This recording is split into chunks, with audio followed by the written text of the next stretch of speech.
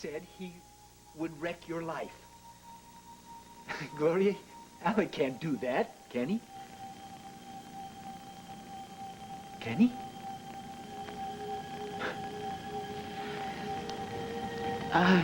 He could, ruin everything. How? He could make Adam hate me. Adam would never hate you. Yes, he would if he knew.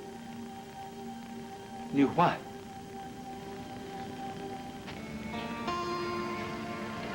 That I slept with Alec. Stuart, if you try to stop him from taking over Enchantment, he is going to ruin my marriage. Well, if you're in love with Alec, why do you care? Isn't your marriage already ruined?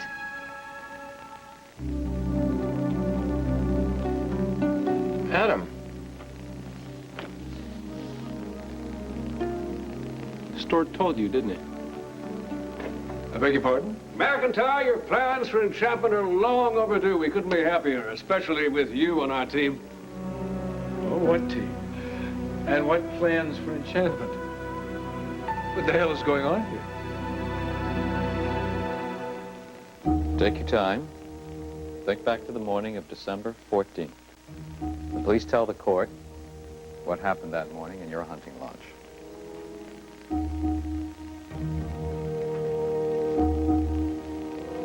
Mr. Marick, you do remember, don't you? I'll always remember that morning. Would you please tell the court why that particular morning remains so firmly entrenched in your memory? It was the day I was stabbed. Who stabbed you? My wife, Erica Kane.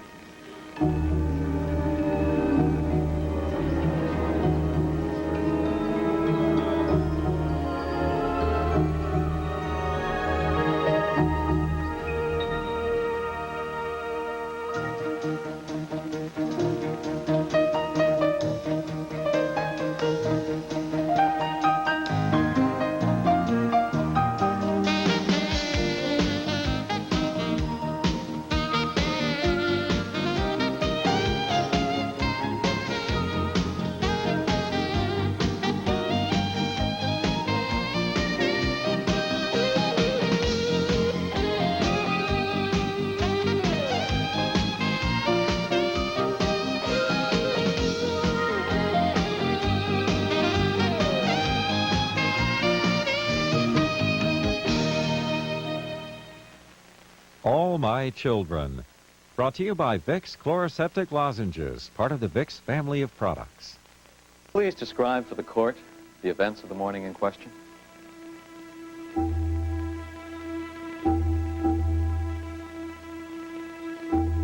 Mr. Marick? The witness will direct his attention to the question from the district attorney. I'm sorry, Your Honor. Where were you that morning? In my hunting lodge. Why had you gone there?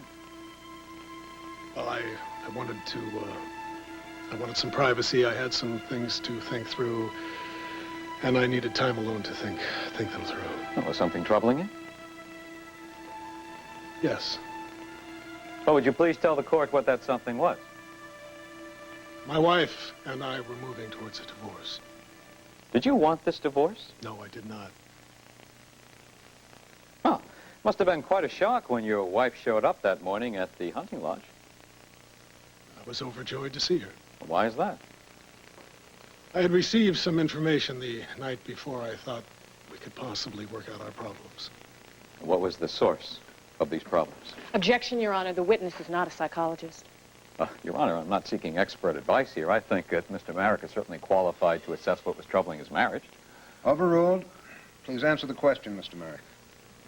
The problem was my wife's older daughter, Kendall Hart. And what was the dispute over Miss Hart? Erica believed that Kendall was making a deliberate attempt to come between us. I refused to believe it.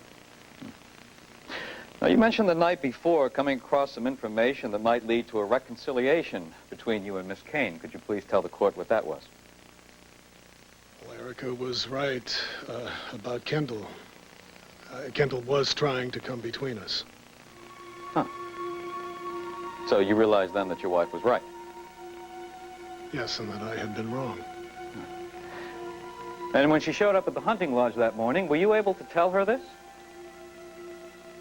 I tried, but she wouldn't listen. Why not?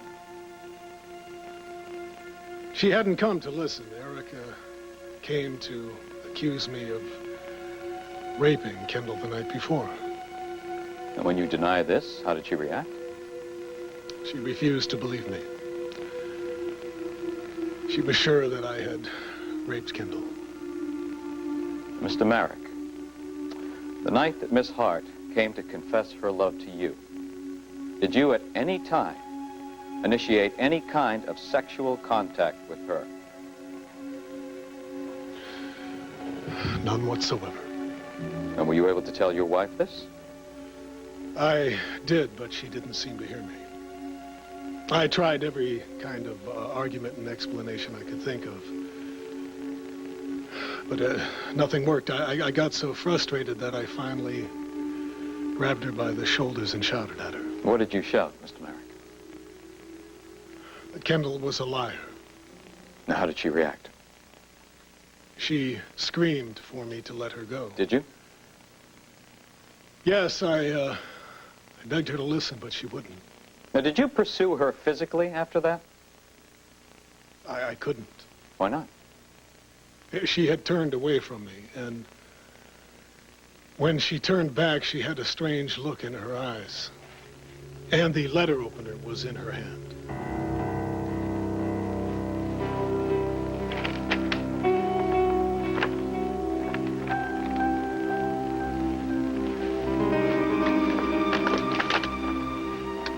Did you identify this? That's my letter opener. Your Honor, the state would like to enter this into evidence as Exhibit A. Counselor? Defense counsel has no objection. Very well. Mark that Exhibit A. Well, Mr. Marick, would you please tell us what happened after Miss Kane turned around with the letter opener in hand?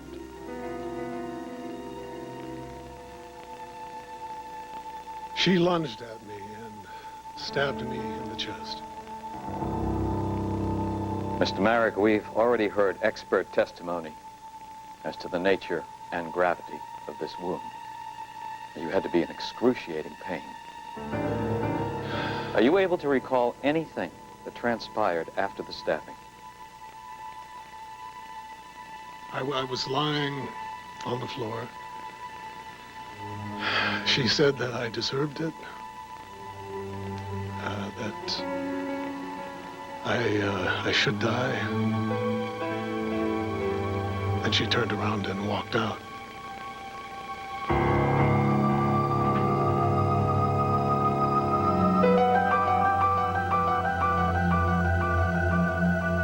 So things went a lot further than that pass he made, huh? He followed me to Adam's ski cabin. I told him to go, but he always just wanted one more thing. Yeah, he's a real good liar, huh? That night, Alec and I made love. Just once. Then he promised that he would leave. He would go back to Adam. He would quit his job, and he would leave, and I would never, ever see him again. He promised me that. But when I came back, he was still there. What did you do? Tried to force him to leave. Then he threatened to tell Adam everything. Oh. Stuart, why am I so weak? I'm so stupid. Why am I always so bad? It sounds to me like Alec is the bad one.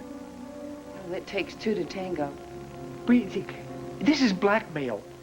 Gloria, isn't that what he's doing to you, Gloria? It's blackmail. It's a little more complicated than that, Stuart. See, he thinks he loves me, and he thinks that I'd be a lot better off with him. If only I'd known what I wanted. I was just so confused. But Alec is trying to keep you that way. Yeah. It's not his fault. I mean, he's not a bad person. If he's not a bad person, then what is he doing trying to steal Erica's company away from her?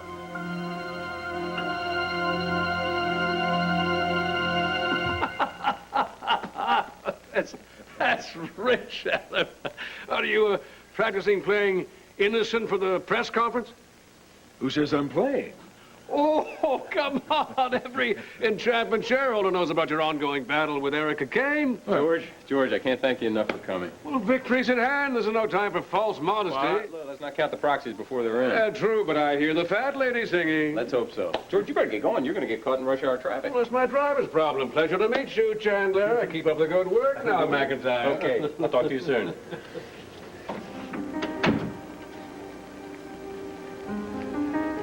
Just 2 questions. Who was that pompous windbag? And what's the good work you're supposed to keep up? The windbag is George Weston. Wall Street, Weston? Yeah. I met him while I was working in New York. I brought him into Enchantment when Dimitri dumped all his shares. If you'll recall, the price of Enchantment plummeted. So George and some of his friends picked up Dimitri's stock. It helped a lot. And what good work? I assume he means the meeting that I arranged of the major shareholders of Enchantment. Really?